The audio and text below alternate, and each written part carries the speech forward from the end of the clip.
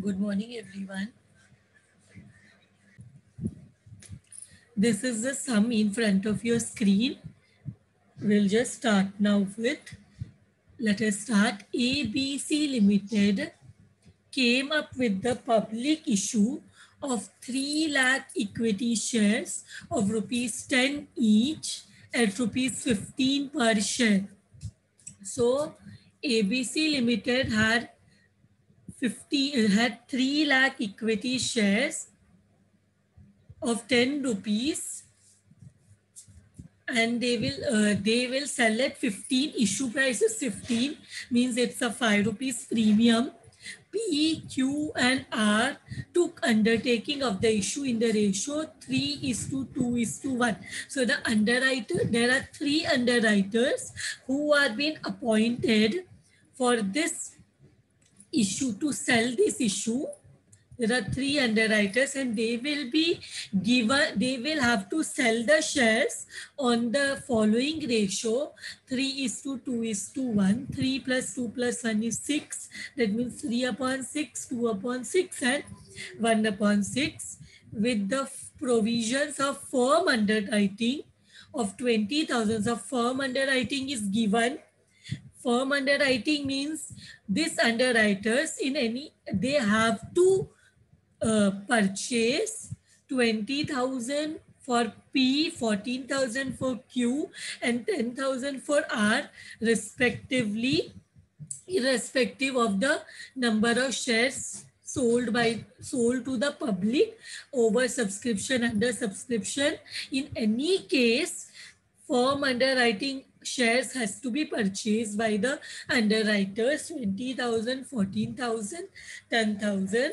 Applications were received for 2,40,000 shares. So application, then these are excluding firm underwriting. So applications कितना मिला? Applications मिला है 2,40,000 shares. The marked applications from public were received as under: 60,000 for P, Q के लिए 50,000.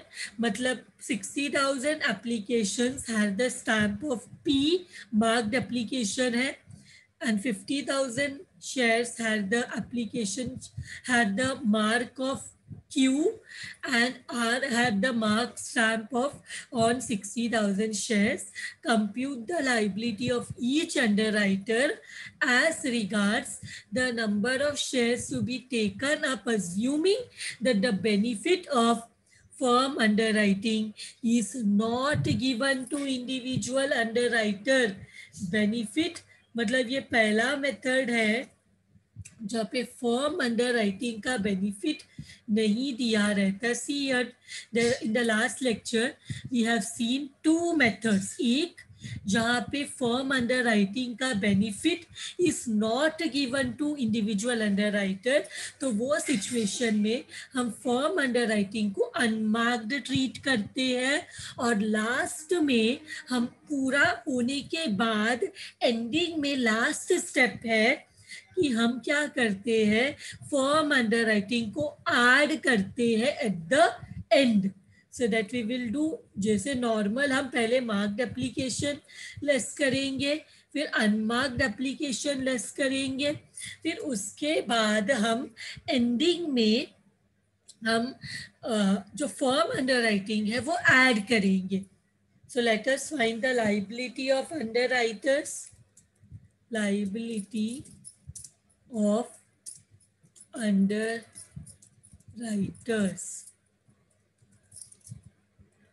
So let us insert the column particular basis PQR. Do we want the total column? So I have also added the total column, which is optional. Particulars basis P, Q, R and total. So सबसे पहले we will write gross liability. This will be our first step. And what is the ratio given? 3:2:1, तो ये directly दिया हुआ है 3:2:1 is the ratio and there are how many shares that we have to distribute. Public को ABC limited came up with public issue of 3 lakh shares. So 3 lakh total number of shares है जिसको हमें 3:2:1 ratio में divide करना है. 3/6, 2/6, 1/6. ये कैसे मिला? 3 + 2 + 1 is 6. तो 3/6, 2/6, 1/6 करो. 3 लाख को डिवाइड करो. How much you are getting? P के लिए मिलता है, पी का ग्रॉस लाइबिलिटी है टू सेल 1,50,000 शेयर्स. क्यू का लाइबिलिटी है to sell 1 lakh shares and R का लाइबिलिटी है to shares to sell 50,000 shares. इसमें से हम लेस करेंगे, क्या लेस करेंगे?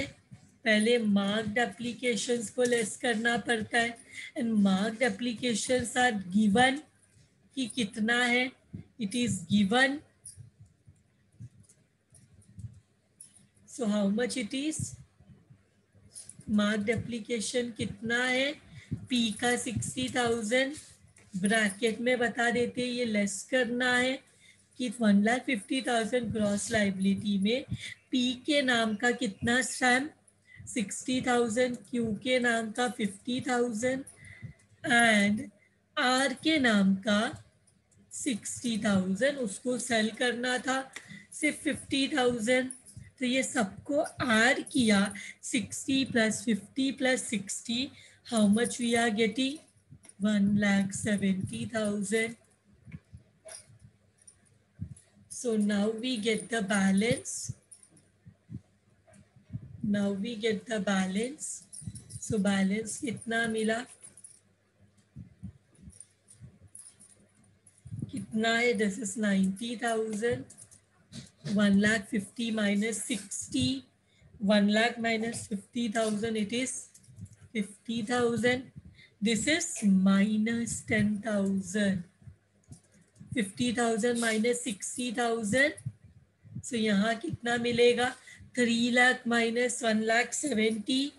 I will get 1,30,000. ये तीनों को ऐड करेंगे. 90 + 50, 1,40,000 minus 10, 1,30,000. तो ये बैलेंस में से लेस करना है. अभी मार्क्ड एप्लीकेशंस के बाद लेस करते हैं अनमार्क्ड एप्लीकेशंस. अनमार्क्ड एप्लीकेशन कैसे मिलेगा? Total applications minus marked applications will be unmarked application. and form underwriting को माइनस करने का ज़रूरत नहीं है बिकॉज क्वेश्चन में बोला गया है कि total applications do not include the form underwriting. Applications are received for 2,40,000 shares excluding firm underwriting.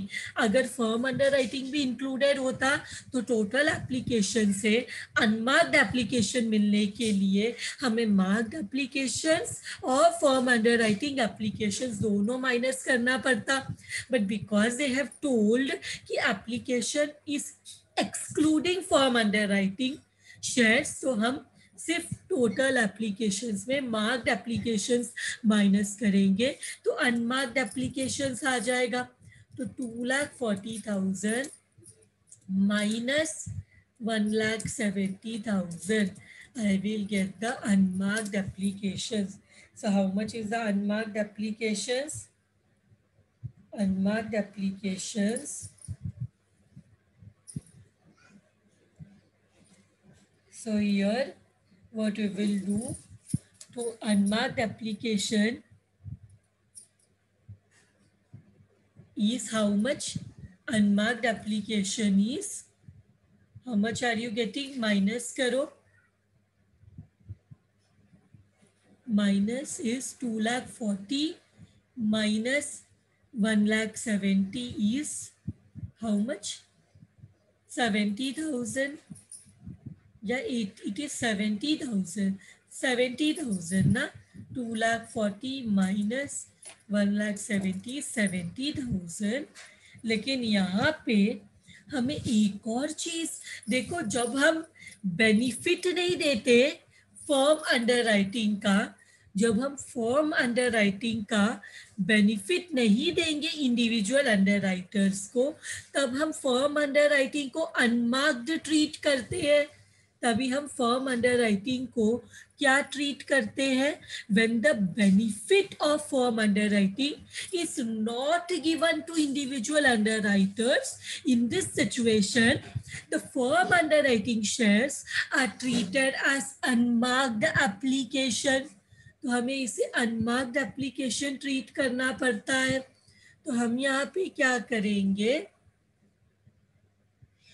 हम यहाँ पे इसको इसके साथ unmarked application, total unmarked application मिलने के लिए हम फॉर्म अभी जो हमें अमाउंट आया है 2,40,000, इसमें हम क्या करेंगे, एक और चीज ऐड करेंगे, and that is what, in the bracket we have to add the form underwriting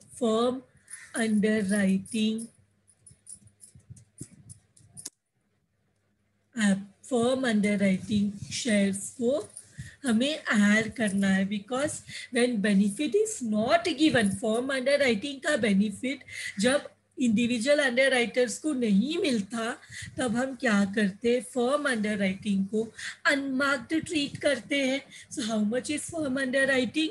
it is 20,000 plus 14,000 plus 10,000, ये सबको ऐड करो, 44,000 होता है।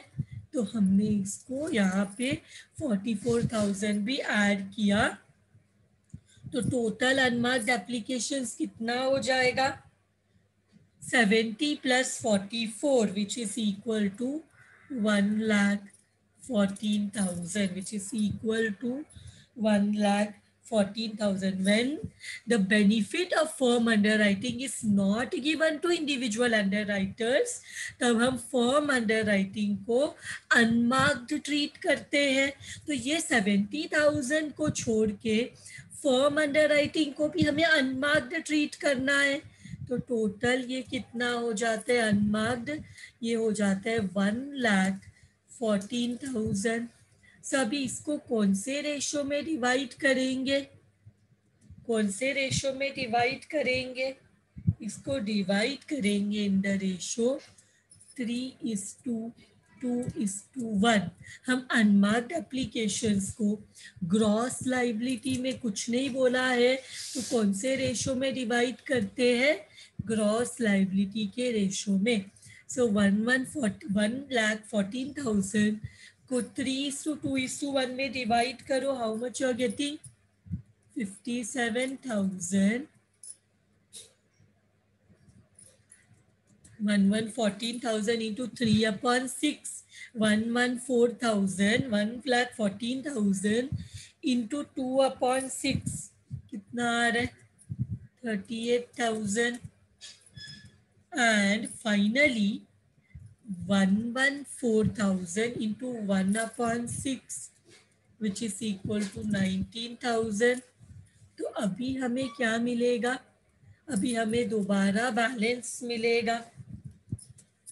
सो कितना आ रहा है, 90 में से 57 माइनस करो, यू विल गेट 33,000, एंड 50 में से 38 माइनस करो, you will get 12,000। 10 भी माइनस में, 19 भी माइनस में है, तो माइनस माइनस प्लस हो जाएगा, -29,000। अब ये पूरा जब हम एडजस्ट करेंगे, 1,30,000 माइनस 1,14,000, वी विल गेट 16,000। अभी एक क्रेडिट है, मतलब एक ब्रैकेट में है, तो हमें क्या करना पड़ेगा, हमें एडजस्ट करना पड़ेगा, less credit adjusted, credit adjust करना पड़ेगा। सो क्रेडिट एडजस्ट कौन से रेशो में करेंगे, यहाँ पे किसका नेगेटिव है, आर का, तो उसका छोड़ के बाकी लोगों को 3:2 में डिवाइड कर देंगे। कौन से अमाउंट को, कौन से अमाउंट को, 29,000 को। जो नेगेटिव फिगर है उसको हम लोग, दो जो उनके पास पॉजिटिव है पीएनक्यू, उनका जो रेशियो है ग्रॉस लाइबिलिटी का, उसमें 29,000 को एडजस्ट करेंगे। तो 29,000 इंटू 3/5, 29,000 इंटू 2/5, हाउ मच भी आ गई थी, 17,400 एंड 11,600। सो एडजस्ट करो क्रेडिट को। सो how much you will get, तब हमें बैलेंस कितना मिलेगा, तभी हमें मिलेगा अमाउंट कितना मिलेगा। इसको हम नेट लाइबिलिटी भी बोल सकते हैं, बैलेंस भी बोल सकते हैं, क्योंकि इसमें हम फाइनली फिर क्या करेंगे, फाइनली हम पहले करो इसका कितना आ रहा है, 33,000 minus 17,400, we get 15,600 and 12,000 minus 11,600 हमें 400 मिलेगा।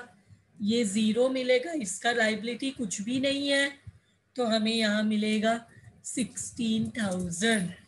इसके बाद फॉर्म अंडर राइटिंग को ऐड करते हैं, बिकॉज वो तो कंपल्सरी है। फॉर्म अंडर राइटिंग को ऐड करना, एंडिंग में मैंने क्या बोला था, when benefit is not given to the individual underwriter, हम क्या करते हैं, फर्म अंडरराइटिंग को मार्क्ड, सॉरी, फर्म अंडरराइटिंग को अनमार्क्ड एप्लीकेशन में ट्रीट करते हैं। When benefit is not given to individual underwriting, firm underwriting का बेनिफिट जब इंडिविजुअल अंडरराइटर्स को नहीं मिलता, तो हम फर्म अंडरराइटिंग को अनमार्क्ड ट्रीट करते हैं और लास्ट में फॉर्म अंडरराइटिंग ऐड करते हैं।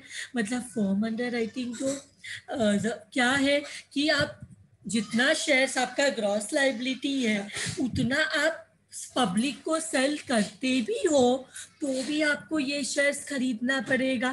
तो फॉर्म अंडरराइटिंग कितना है, 20,000, 14,000 एंड 10,000। तो this is how much, total कितना है, 44,000। तो हमारा फाइनल जो लाइबिलिटी है, इसको अब ऊपर नेट लाइबिलिटी बोल दिया, तो इसको टोटल लाइबिलिटी बोलना पड़ेगा। कितना हो जाएगा, ऐड करो, 35,600, 14,400, 10,000, और इसको ऐड करेंगे तो कितना हो जाएगा, 16 + 44 which is equal to 60,000। See when benefit is not given to individual underwriter, मैंने ये मेथड 1 पहले ही लिखा है, तो हमें क्या करना है, अनफर्म अंडरराइटिंग शेयर्स को अनमार्क्ड एप्लीकेशन ट्रीट करना है और लास्ट में फर्म अंडरराइटिंग को ऐड करना eight the and. Firm underwriting को ऐड करना एट द एंड। हमने दोनों किया, फर्म अंडर राइटिंग को हमने क्या किया, अनमार्क्ड ट्रीट किया, तो अनमार्क में ऐड किया क्योंकि वो it was not included in the total application, तो अलग से ऐड किया। फिर उसके बाद लास्ट में फर्म अंडरराइटिंग को ऐड किया। जब बेनिफिट मिलता है, when the benefit is given to individual underwriters, हम क्या करते हैं, इसको अनमार्क, फर्म अंडरराइटिंग को अनमार्क्ड नहीं ट्रीट करते, मार्क्ड एप्लीकेशन ट्रीट करते हैं। पहले हम लेस करते हैं फर्म अंडरराइटिंग को, फिर लास्ट में ऐड करते हैं, करेक्ट। तो with this some is, with this sum is done. So now let us move to the next sum. A, B and C underwrote 60% of an issue of 1 lakh preference shares of ₹10 each in the ratio of 3:2:1. तो यहाँ पे जो underwriters appoint हुए हैं, they are only for 60% of the issue. तो 40% issue किसके ऊपर, उसको सेल करने का रिस्पॉन्सिबिलिटी कंपनी के ऊपर आ जाएगा. Getting my point. Here A, B and C have they have been got the responsibility to underwrite 60% of an issue of 1 lakh preference shares of ₹10 each. तो इनको से 60% इशू पर सेल करना है. 1 लाख का 60% इज 60,000. रिमेनिंग 1 लाख का जो 40% है, दैट इज 40,000, उसके लिए underwriter will be assumed to be the company. तो यहाँ पे 60% के लिए 3 अंडरराइटर, तो रिमेनिंग 40% के लिए who will be treated as the underwriter, it will be the company. The firm and marked applications of the underwriters were as follows. 10,000 form underwriting है, B का 8,000, सी का 6,000 और मार्क्ड एप्लीकेशन है 22,000, 18,000 and 10,000. In all, applications for 80,000 shares were received. Prepare the statement showing the liability of each underwriter. Firm underwriting applications are to be treated as unmarked applications. Firm underwriting को क्या treat करना है? Firm underwriting को हमें unmarked treat करना है. Okay. So let us start this sum. Liability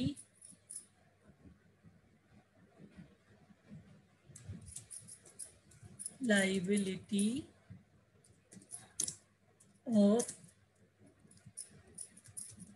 underwriters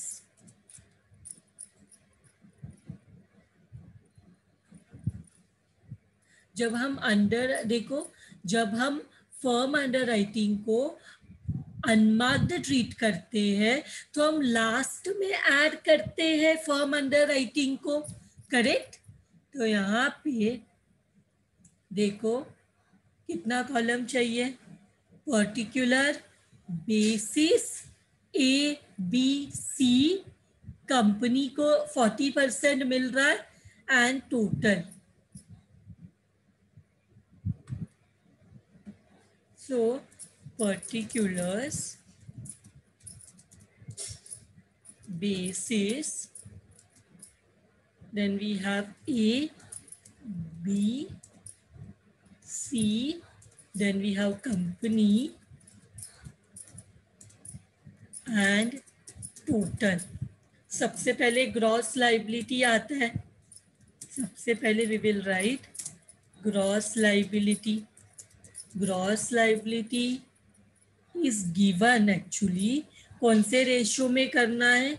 3:2:1 और सिर्फ 60%. टोटल 1 लाख शेयर्स है जिसमें 40,000 दैट इज 1 लाख का 40% जो है वो company is the underwriter, assumed underwriter, because ABC को 1 लाख का सिर्फ 60% के लिए अपॉइंट किया है. 1 लाख का 60% सेल करने के लिए एबीसी को अपॉइंट किया है. तो 60,000 का 3:2:1 में डिवाइड करो. 60 यहाँ पे जो अंडरराइटर्स है, underwriters are appointed for 60% issue. So 60% of 1 lakh, 1 lakh का 60%, that is 60,000. हमें किसको डिवाइड करना है? 3/6. 3 + 2 + 1 is 6. तो कितना आ रहा है? 3/6 करेंगे तो कितना आ रहा है? 30,000. फिर 60,000 इंटू 2/6, ये कितना आ रहा है? 20,000 एंड 60,000 इंटू 1/6, तो ये कितना आ रहा है? 10,000. तो ऐसे हमने डिवाइड किया, तीनों अंडर राइटर्स को ऐसे रेस्पॉन्सिबिलिटी मिला, 30,000, 20,000 एंड 10,000। तो ऐसे they have to sell 60,000 shares. उनका रेशो दिया है, 3 अंडर राइटर्स को अपॉइंट किया। तो इसमें से अभी हम क्या करेंगे, लेस करेंगे। क्या लेस करना है, मार्क्ड एप्लीकेशंस। सो मार्क्ड एप्लीकेशंस में ये तो गिवन है ना, क्या है marked application, that is given. So marked application is 22,000 ए का, बी का 18,000 एंड सी का 10,000। सी का इज 10,000। सो यहाँ पे कंपनी का कुछ नहीं दिया है, तो जो अनमार्क्ड है वो कंपनी में डिवाइड हो जाएगा। So this becomes how much, add करो 22 plus 18 plus 10, 22 plus 18 30, sorry 22 plus 18 is 40 plus 10 is 50। So this is coming to 50,000। सो हमारे पास बैलेंस कितना आया, बैलेंस कितना आया, balance is here 8,000 and here 2,000, here nil and here पूरा 40,000. So total will be how much, 50,000, 1 lakh minus 50। अभी इसमें से लेस करना पड़ेगा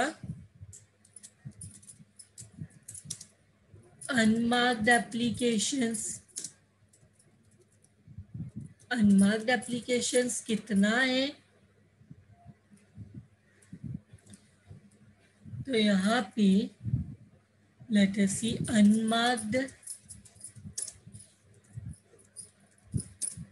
applications,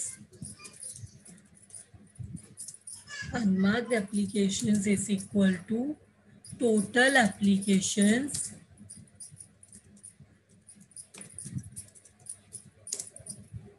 minus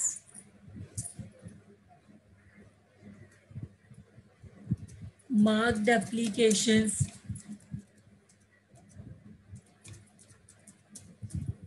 total application minus marked applications. So यहाँ पे कितना होगा, total application is 80,000। In all application कितने शेयर्स के लिए मिला है, 80,000। इसमें से माइनस करते marked application which is how much, 22 plus 18 plus 10 is 50,000। So unmarked application आया 30,000, अनमार्क्ड एप्लीकेशन आया 30,000। देखो यहाँ पे ये क्वेश्चन में किधर भी नहीं बोला है that form underwriting is not included in the total application. Total application में अनमार्क्ड एप्लीकेशन इंक्लूडेड नहीं है, ऐसे नहीं बोला गया है। बट इसके पहले वाले सम में इट वॉज टोल्ड दैट जो एप्लीकेशन रिसीव हुआ 2,40,000 का, it is excluding form under writing. तो ये सब में ऐसे नहीं बोला है कि जो 80,000 आया है उसमें फॉर्म अंडर राइटिंग इंक्लूडेड नहीं है करके। We assume it is included, it is included हमने अज्यूम कर लिया बिकॉज कुछ भी नहीं दिया है। सो टोटल एप्लीकेशन में जिसमें फॉर्म अंडर राइटिंग भी इंक्लूडेड है उसमें हमने मार्क्ड एप्लीकेशंस को माइनस कर दिया, तो हमारे पास अनमार्क्ड एप्लीकेशन बचता है 30,000। तो अनमार्क्ड में हमने फॉर्म अंडर राइटिंग को भी इंक्लूड किया है और उसको क्या ट्रीट करने बोला है, अनमार्क्ड एप्लीकेशन ट्रीट करने बोला है। तो वो कैसे डिवाइड करना है, क्योंकि This unmarked applications are those applications which do not bear the stamp of any underwriter. तो उसका बेनिफिट हमने कंपनी को दे दिया. देखो मार्क्ड एप्लीकेशन में कंपनी को कितना डायरेक्ट एप्लीकेशंस मिला, उनके स्टैम्प के साथ ऐसा कुछ भी नहीं दिया है. तो अनमार्क्ड एप्लीकेशंस को हमें उसका बेनिफिट हमें कंपनी को देना पड़ेगा. तो इसका यहाँ पे 30,000 गया, तो कितना बचा? तो then balance is how much? Balance लिखना है या नेट लाइबिलिटी लिखना है? कितना है बैलेंस? तो इधर अगर नेट लाइबिलिटी लिखेंगे तो लास्ट में टोटल लाइबिलिटी लिखना पड़ेगा. तो इधर मैंने बैलेंस ही लिखा. तो कितना होता है ये, कितना बचा ये पूरा करके? 88,000. then we have 2,000, then we have 10,000. इसका कुछ बैलेंस नहीं है. फिर we have 20,000. अब हमें क्या करना है? Last step add. क्या ऐड करना है? Form under writing. Form under writing कितना है? फॉर्म अंडर राइटिंग है 10,000. दिया है क्वेश्चन में, गिवन है.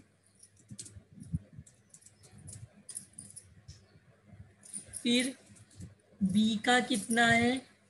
8,000 एंड सी का कितना है? 6,000.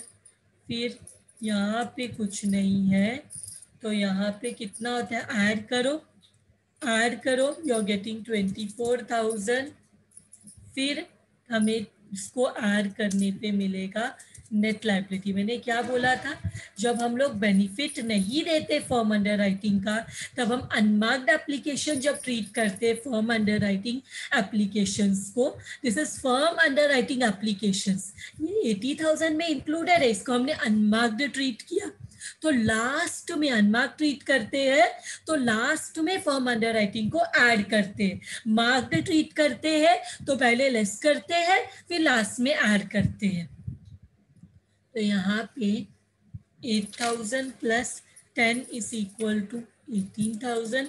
इतना शेयर्स खरीदना ही है. फर्म अंडर राइटिंग कितना भी पब्लिक को शेयर सेल कर दो, फर्म अंडर राइटिंग शेयर्स खरीदना ही है. इधर आ जाता है 6,000, तो इधर आ जाता है 10,000 और पूरा ऐड करेंगे तो 44,000. तो इतना नेट लाइबिलिटी है. ए को 18,000 खरीदना है, खुद से डिवॉल्व हुआ है उसके ऊपर.